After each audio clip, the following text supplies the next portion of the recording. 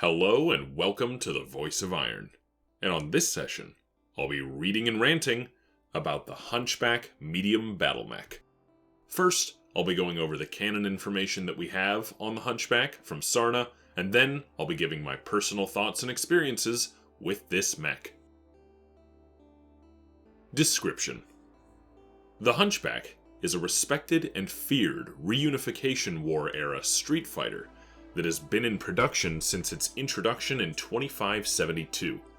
Built for urban combat and close-range brawling, this Battlemech has the heavy armor and weaponry to stand up against any foe in the dense cover of a city environment.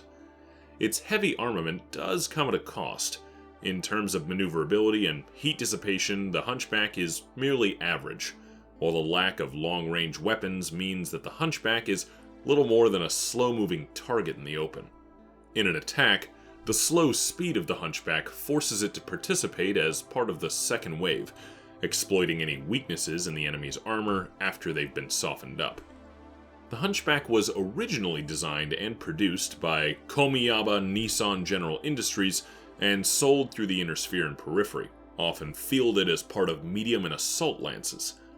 The company was destroyed in the Succession Wars, but the Hunchback continued to remain popular, especially in the arsenals of House Kurita and House Liao, where it fit the dueling nature and all-or-nothing combat styles of the two successor states. At some point in the Star League era, Diplast Technologies began producing Hunchbacks at their facilities on Winter. Eventually, Kawayama Weapons Industries bought the rights to the Hunchback and restarted production at their factory on Kalidasa to supply House Merrick with large numbers of the mech.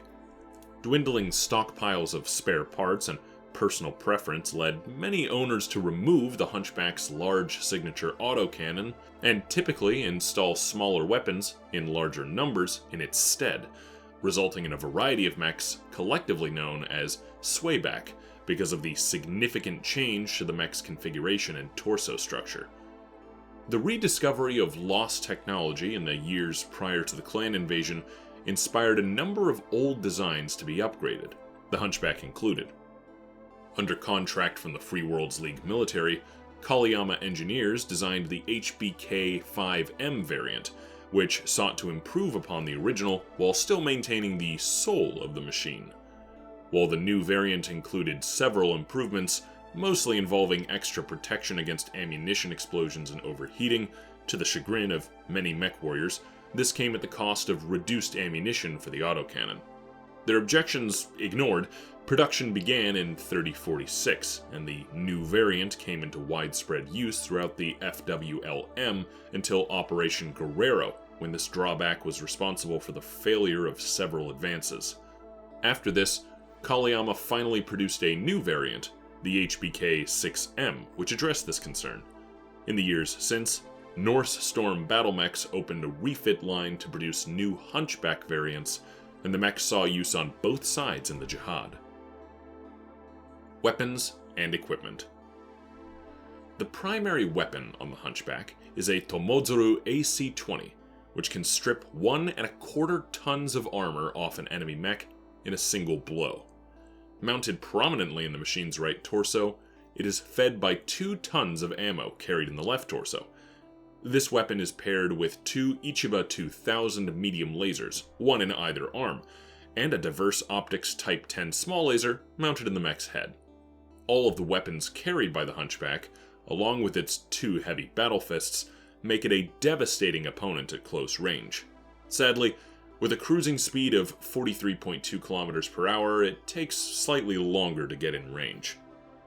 10 tons of Starshield standard armor is comparable to the amount carried by many heavy mechs, but unfortunately this has also caused many a mech warrior to consider the Hunchback an even match for these behemoths.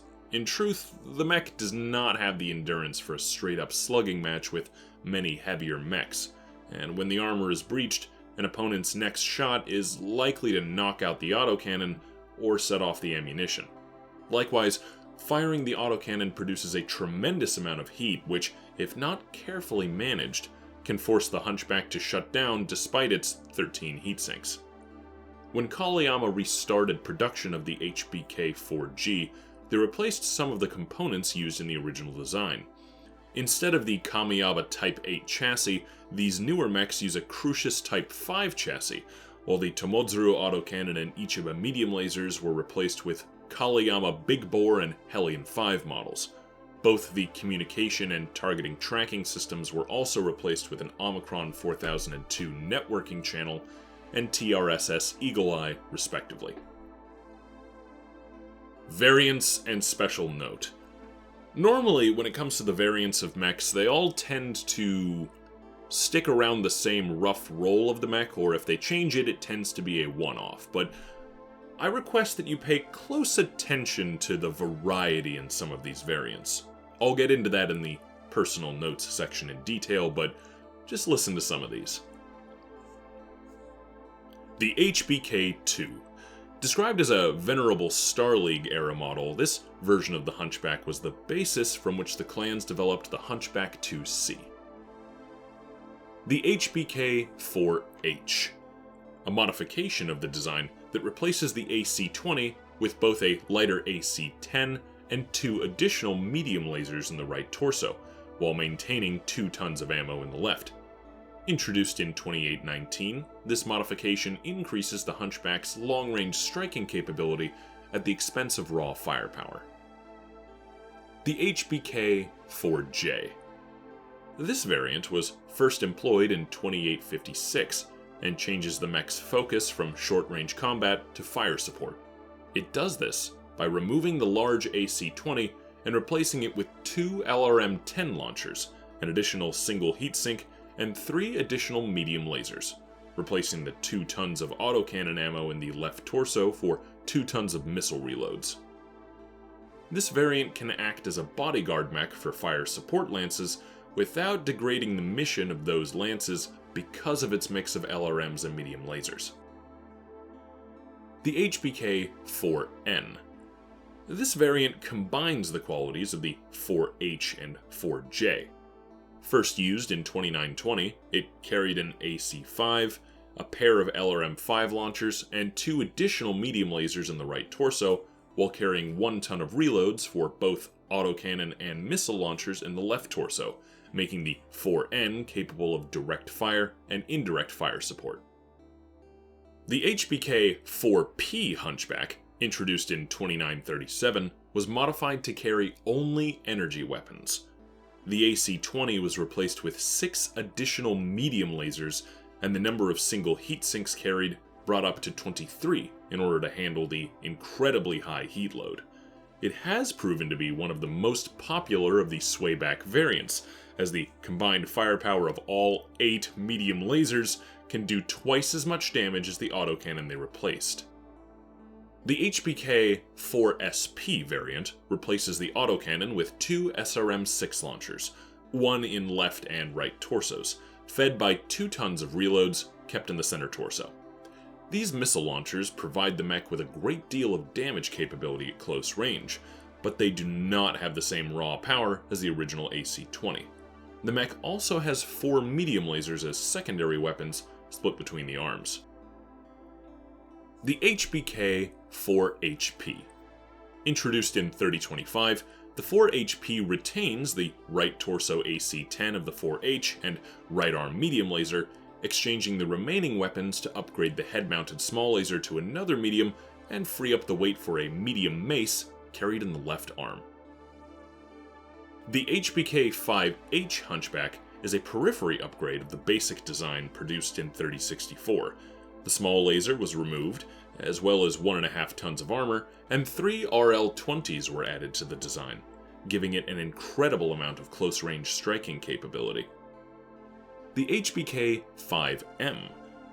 Utilizing locally produced components such as the Kawayama Big Bore AC-20 and Hellion 5 medium lasers, the Kawayama-produced 5M Hunchback is a simple upgrade of the original 4G model that first saw production in 3046. The most notable changes saw the single heatsinks upgraded to double strength models, while the small laser was upgraded to a Sunglow Prism Optic small pulse laser, and case was added to protect against ammunition explosions.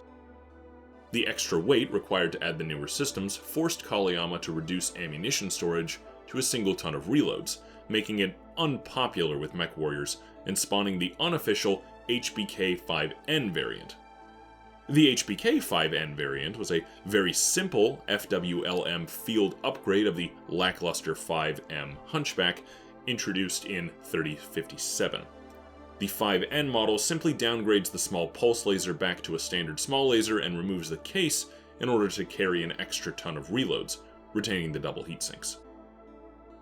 The HBK-5P, built for the FWLM units in League with the Word of Blake in 3069, the 5P Hunchback is an upgrade of the 4P variant.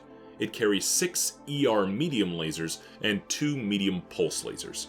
Additionally, the 5P carries an ECM suite as well as a C3 slave unit to share targeting telemetry with its lancemates. The HBK-5S. Originally a refit line converted to full production, the 5S is a complete overhaul of the Hunchback design developed by Norse Storm Battlemechs in 3058. The structure has been modified to use endosteel construction techniques. The engine has been upgraded to a light fusion engine, and 4 jump jets were added for increased mobility. The mech carries, as its primary weapon, an LB-20X AC with case-protected ammunition, supported by 2 medium pulse lasers and a single small laser. The HBK-5SG, a Norse Storm prototype that never saw full production. The 5SG was first spotted in 3068 and trades out the LB-20X AC and small laser of the 5S for a Gauss rifle and Guardian ECM suite. The addition of stealth armor makes this Hunchback a long-range sniper that is difficult to hit. A compact gyro is used to make room for all of the equipment. The HBK-5SS.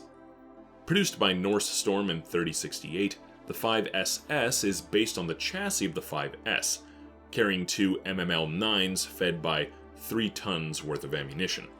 3 ER medium lasers and an ER small laser provide added close-range damage potential. The use of a heavy-duty gyro protects this fragile piece of equipment from damage. The HBK-6N.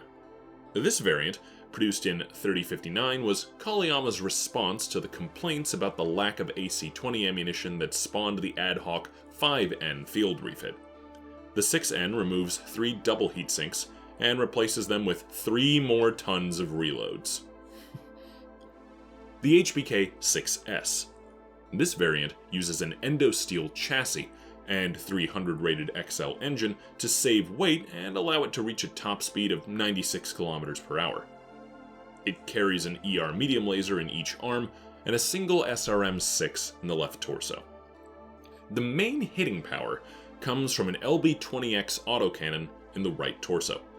The SRM has a ton of ammunition, while the autocannon has 2 tons of ammo.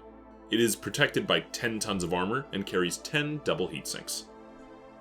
The HBK-6P. Based on the HBK-5S, this variant carries a suite of light PPCs and a radical heatsink system and provides direct fire support for friendly forces. The HBK-7X-4. This failed experimental variant of the Hunchback was developed by Kamiyama Weapons Industries. Only 4 prototypes were produced in 3065, but no orders were placed for it. This experimental version of the mech included Case 2, a torso-mounted cockpit, armored gyro, and was built using a reinforced structure. The mech was protected by 9 tons of ferrofibrous armor, and its armored and reinforced components enhanced its battlefield survivability. It was armed with a single UAC-10, carrying 2 tons of ammo. However, the design was considered too expensive for the reduction in firepower. The HBK-7R. Designed for the Republic of the Sphere in 3085, this Hunchback is based on the HBK-7X-4. Unlike that unit, however, the 7R uses a standard cockpit and lacks the armored gyro. The reinforced structure and Case 2 systems remain, as does the Mydron XL UAC-10 and arm-mounted diverse optic Sunfire ER medium lasers. Unlike the experimental model, this Hunchback carries 10 tons of light ferrofibrous armor for protection, incorporates TAG in the head, and carries a Guardian ECM suite to interfere with enemy electronics. The HBK-4G. This 3134 field refit of a Hunchback 6S was developed after a minor LCAF officer replaced a damaged LB-20X AC with 2 more ER medium lasers, an extra SRM-6, giving the 7S 2 lasers in each arm and an SRM-6 in each side torso.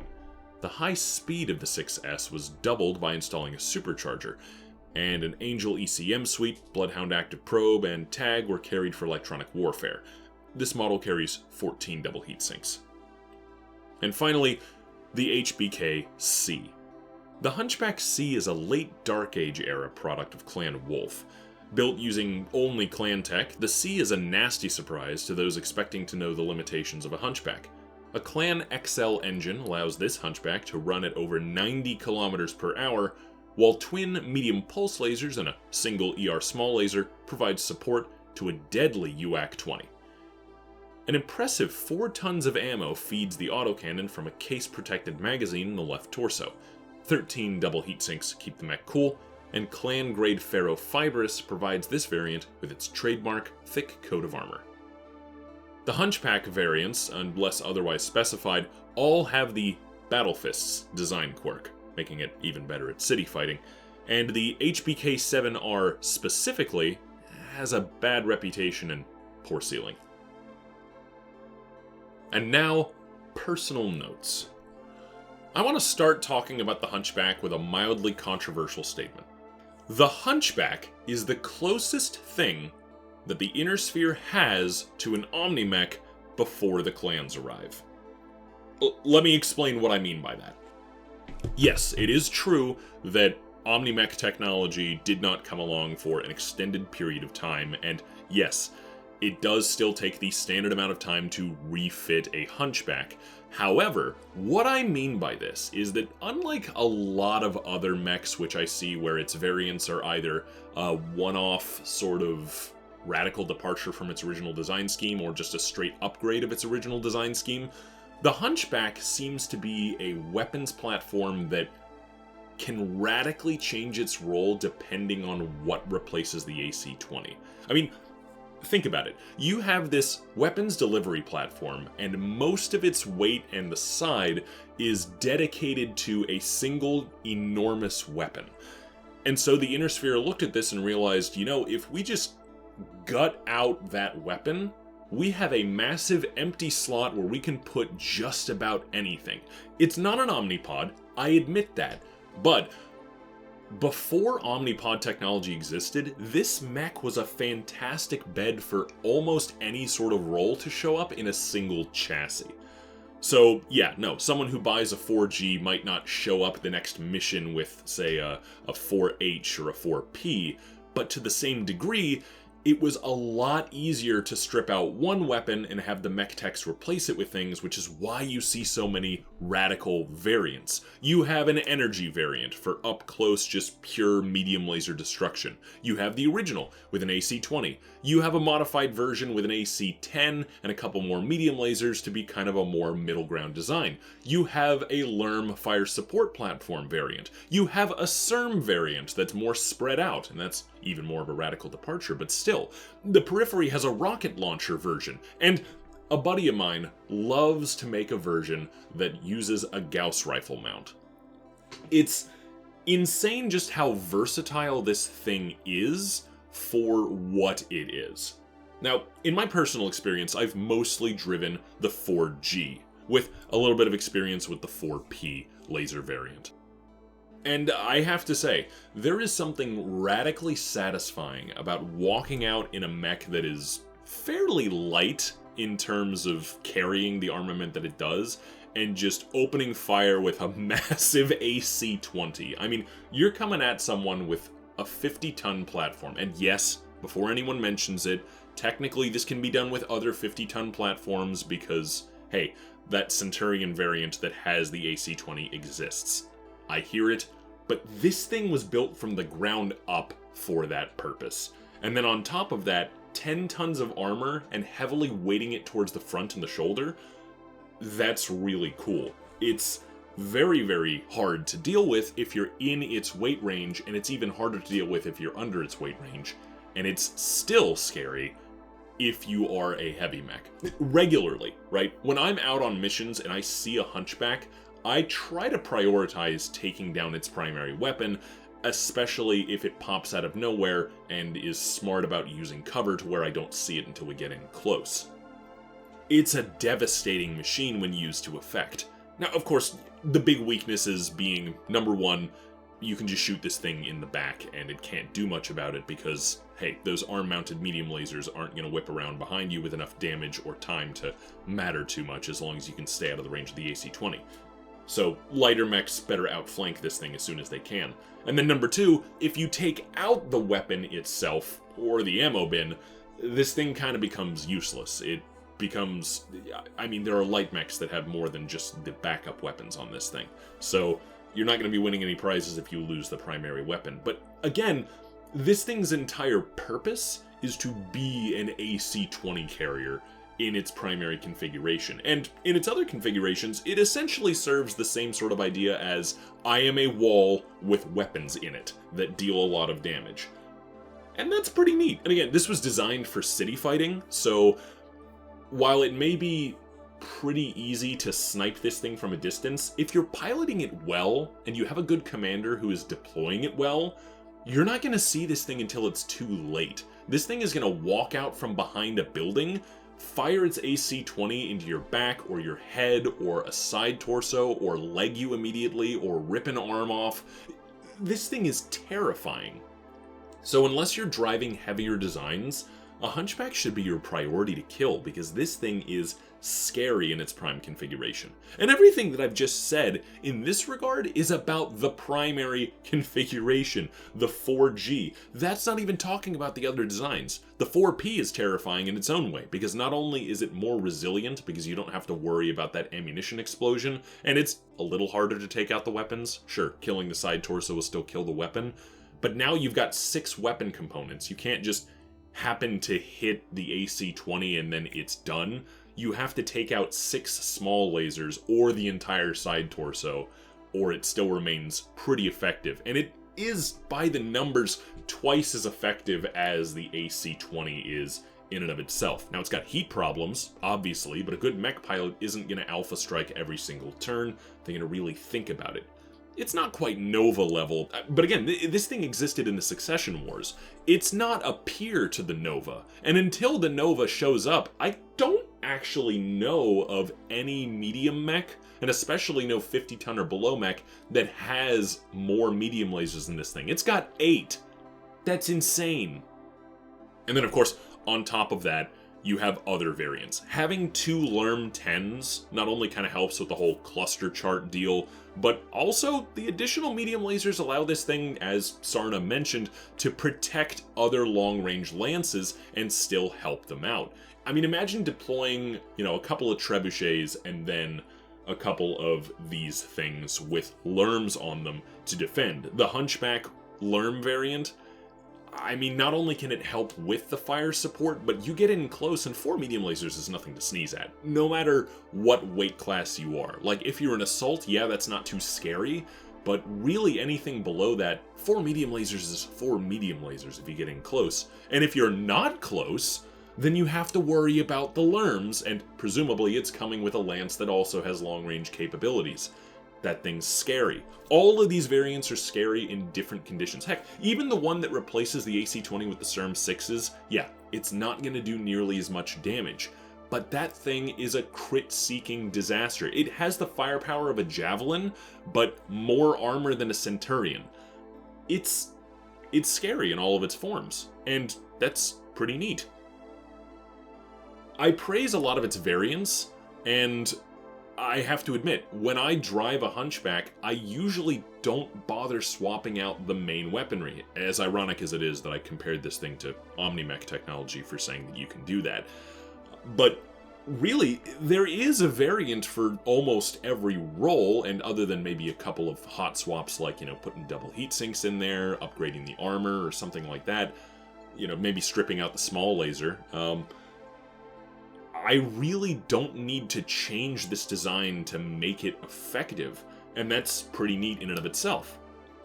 Now, I got a buddy of mine who got his hands on a specialized variant that has a Gauss rifle in the shoulder, and he swears by this thing. It turns it more into a sniper than a city brawler, but I mean, it's still insanely strong up close because, again, the chassis was designed for up close city fighting, and now you've got the added range that comes from swapping the AC-20 with the Gauss.